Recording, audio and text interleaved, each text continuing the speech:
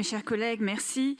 Les viaducs des Arts se meurent, ils se meurent, et pourtant il y avait trouvé une belle seconde vie sous Jacques Chirac et Jean Tibéri, puisque ce réaménagement, je crois, est reconnu de tous au niveau architectural et puis au niveau aussi finalement de sa vocation artisanale. C'était original, c'était innovant, mais le constat, il est que actuellement vous êtes incapable de gérer cet héritage.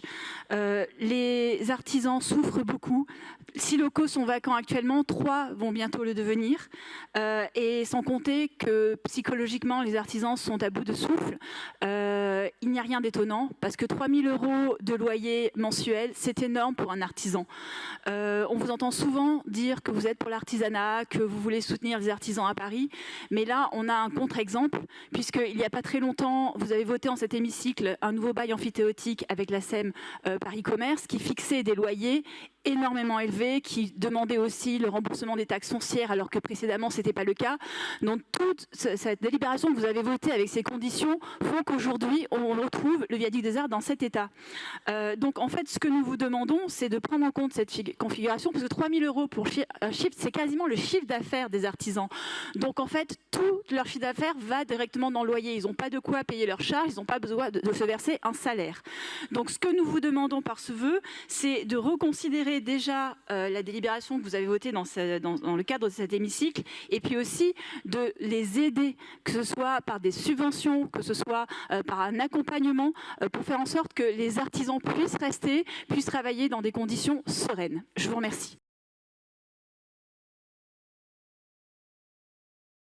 Merci, monsieur le maire. Déjà pour dire que monsieur Bonnet, vous êtes dans le déni. Votre réponse, elle est malhonnête intellectuellement et puis en plus, réellement, vous êtes déconnecté de la situation. En fait, c'est vraiment la délibération que vous avez votée dans cet hémicycle qui a augmenté énormément les loyers et les conditions, je l'ai bien dit, aussi le remboursement de la taxe foncière est loin d'être anodin. Notre groupe ne l'a pas voté, donc ne dites pas des choses qui sont fausses. Oui, en effet, c'est la bottière qui, parce qu'elle n'arrive plus à finir les fins de mois, par obligation, est allée chez un autre commerçant et maintenant ils partagent ensemble le loyer. Mais vous comprenez bien que ce ne sont pas des solutions, ce sont simplement des moyens qu'ils font pour survivre.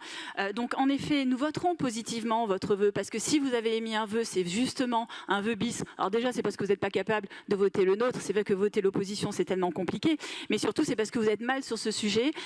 Vous avez demandé des objectifs qui sont trop élevés et aujourd'hui, vous faites ceux qui soutiennent le commerce. Et quand vous dites qu'il y a beaucoup de personnes qui postulent, moi, je veux bien vous croire qu'il y ait des personnes qui postulent, mais est-ce que ce sont vraiment des artisans ou est-ce que vous voulez faire finalement toujours pareil, comme dans chaque quartier à Paris, c'est-à-dire développer des commerces qui n'ont rien à voir avec l'artisanat, qui sont plutôt des franchisés, et pour tout ça, pour arriver à une certaine disneyisation de la ville. Voilà, la ville de Paris, ça devient Disneyland, et les artisans, eh ben, ils sont obligés de partir. Je vous remercie.